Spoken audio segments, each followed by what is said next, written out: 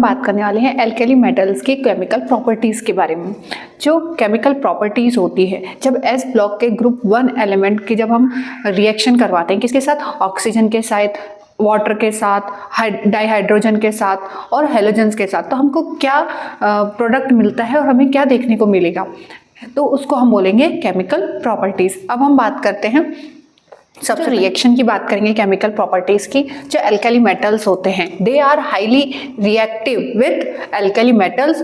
क्यों highly reactive होते हैं? क्योंकि उनका साइज बड़ा होने के साथ साथ क्या होती है, उनकी आयनाइजेशन एंथैल्पी कम होती है, इसलिए ये केमिकल रिएक्शन ये बहुत हाईली रिएक्टिव होते हैं, इनकी केमिकल प्रॉपर्टीज। तो हम देखेंगे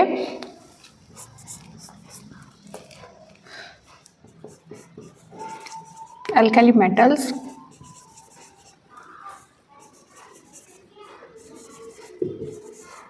highly reactive due to the large size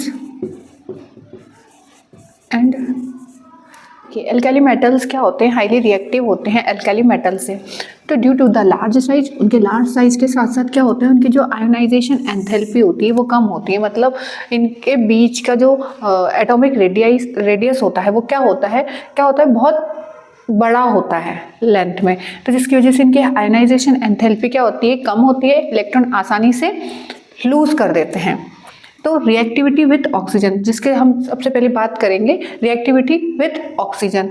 तो ऑक्सीजन के साथ रिएक्ट होने पर एटमॉस्फेयर में क्या पाई जाती है? ऑक्सीजन। हमने फिजिकल प्रॉपर्टीज में देखा था एल्कली मेटल्स क्या होते हैं, फ्रेशली कट करने पर कैसे होते हैं, शाइनी होते हैं। तो ये ऑक्सीजन के साथ रिएक्ट करने पर क्या बनाते हैं, ऑक्साइड्स बनाते हैं, और मॉइस्चर में क्या बनाते हैं, हाइड्रोक्साइड बनाते हैं। तो ये कैसे हो जाते हैं, टार्निश हो जाते हैं। मतलब टार्निश का जो मतलब होता है वो ये होता है कि मटमेले से लगने लग जाएंगे ऑक्साइड के साथ रिएक्ट करने पर। क्या होता है, जब ये ऑक्सीजन के साथ, एटमॉस्फेयर में जो ऑक्सीजन रहती है उसके साथ जब रिएक्ट होते हैं तो क्या करते हैं, टार्निश हो जाते हैं, ड्राई एयर के साथ फॉर्मेशन करते हैं किसका, ऑक्साइड्स का, और क्या हो जाते हैं, tarnish. Which in turn react with moisture, यदि हाँ ये मॉइस्चर के साथ रिएक्ट करेंगे तो फिर क्या हो जाते हैं, हाइड्रोक्साइड का फॉर्मेशन करते हैं।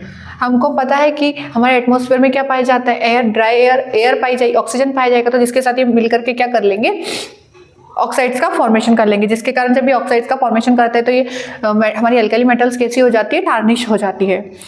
देखिए, जब लिथियम के साथ ऑक्सीजन रिएक्ट करता है तो फिर क्या बनता है, ऑक्साइड। लेकिन जब सोडियम ऑक्सीजन के साथ रिएक्ट करता है तो क्या बनाता है, पेरोक्साइड बनाता है। और साथ ही साथ, लेकिन पेरोक्साइड के साथ साथ ये क्या बनाते हैं, सुपर ऑक्साइड भी बनाते हैं। जब ऑक्सीजन के साथ पोटेशियम, रुबिडियम, सीजियम जब रिएक्ट करेगा तो क्या बनाएगा, सुपर ऑक्साइड बनाएगा। ये बहुत इंपॉर्टेंट पॉइंट है,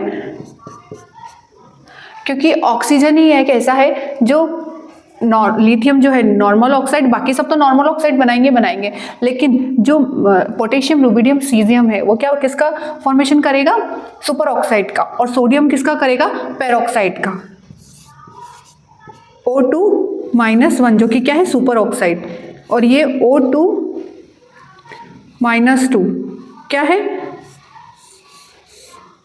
पेरोक्साइड। एल्कली मेटल्स को किसमें, केरोसिन ऑयल में क्या किया जाता है, स्टोर किया जाता है। क्यों किया जाता है, क्योंकि ये बहुत हाईली रिएक्टिव होते हैं, किसके साथ, ऑक्सीजन के साथ और वाटर के साथ, इसलिए इनको किसमें रखा जाता है, केरोसिन ऑयल के साथ स्टोर किया जाता है।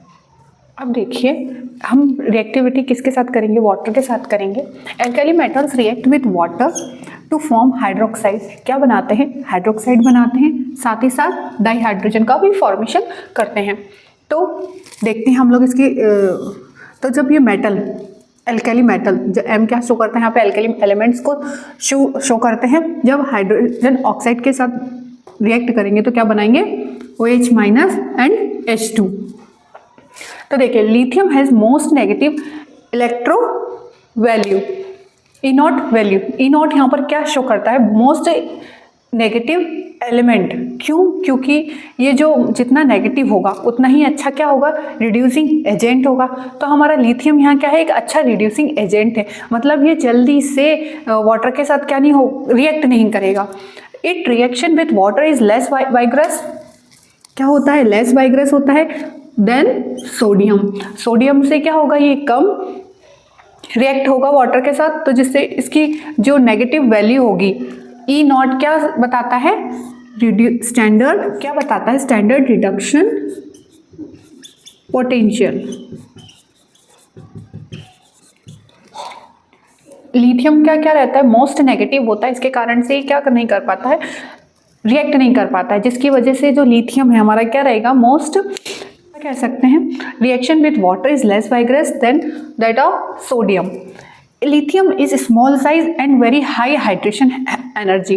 तो क्या होगा, इसकी जो हाइड्रेशन एनर्जी क्या होगी, बहुत हाई होगी लिथियम की। किसकी वजह से, सिर्फ इसका कारण होगा हमारा स्मॉल साइज का होना, और नीचे जाने पर क्या हो जाएगा, हाइड्रेशन एनर्जी हमारी बढ़ती चली जाएगी, क्योंकि नीचे जाने पर, डाउन द ग्रुप जाने पर क्या होता है, हमारा जो साइज होता है एलिमेंट का वो बढ़ता चला जाता है।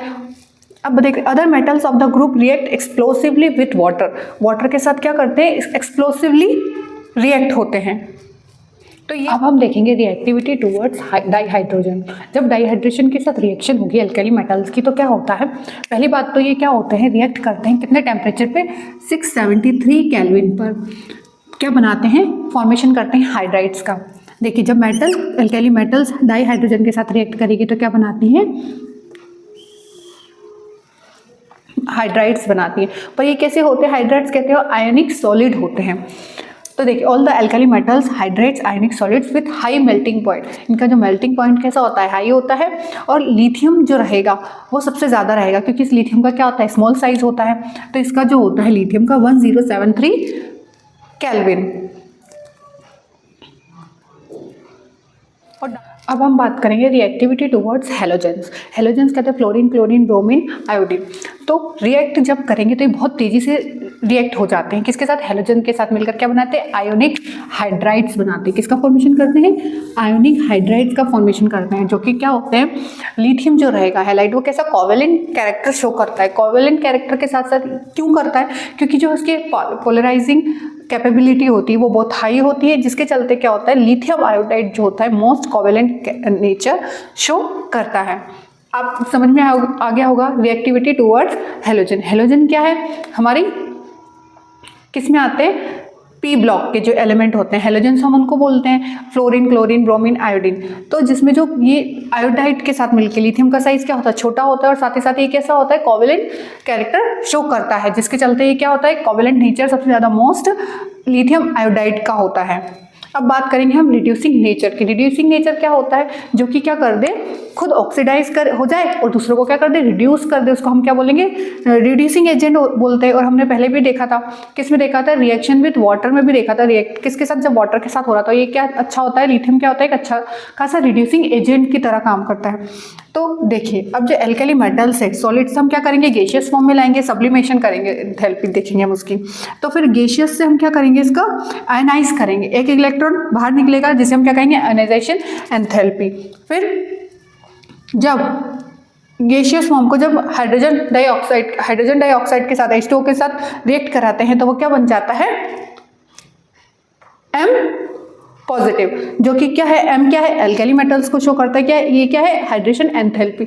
सबसे ज़्यादा जो हाइड्रेशन एंथैल्पी होती है किसकी होती है, हाई लिथियम की होती है, क्योंकि उसका किसके चलते, उसका स्मॉल साइज होने के कारण, और साथ ही साथ ये क्या होता है, एक अच्छा खासा रिड्यूसिंग एजेंट होता है, रिड्यूसिंग पावर को शो करता है। कौन, ई नॉट वैल्यू हमने देखा था, ये जो स्टैंडर्ड रिडक्शन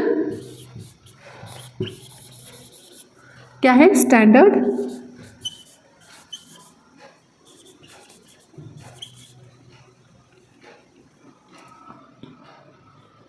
पोटेंशियल।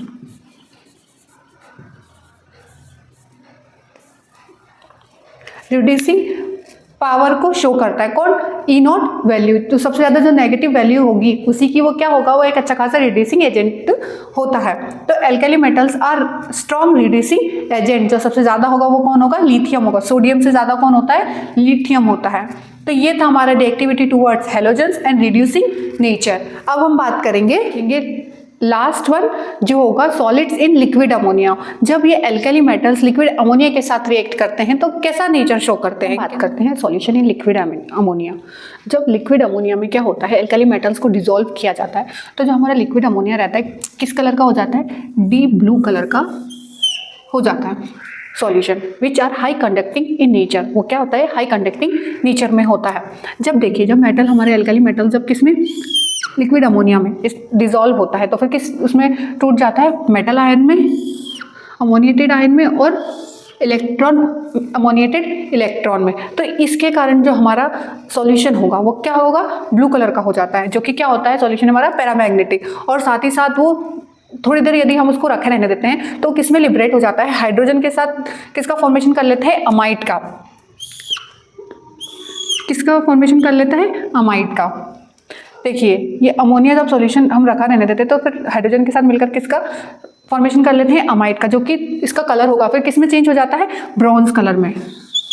किसमें, ब्लू कलर जो रहेगा हमारा कंसंट्रेटेड सॉल्यूशन हो जाएगा रखा होने के बाद, तो किसमें चेंज हो जाता है, ब्रॉन्ज कलर में, जो कि क्या होता है वो डायमैग्नेटिक हो जाता है। ये था हमारा सॉल्यूशन इन लिक्विड अमोनिया।